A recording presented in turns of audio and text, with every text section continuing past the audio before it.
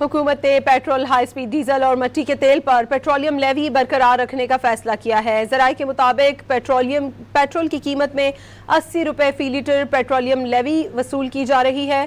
High speed diesel की कीमत में 70 रुपये 82 पैसे फी लीटर लेवी बरकरार रखी गई है। मिट्टी के तेल की फी लीटर कीमत में 20 रुपये 36 पैसे फी लीटर लेवी बरकरार रहेगी। पेट्रोल और हाई स्पीड डीजल की फी लीटर कीमत में 5 रुपये क्लाइमेट सपोर्ट लेवी अलग से आयद है। पेट्रोलियम मस्तूआत की कीमतों में petroleum levy, climate support levy समेत टैक्स की शरह में रद्दोबदल और टैक्स लगाने का इख्तियार वफाकी हुकूमत के पास ही रहेगा।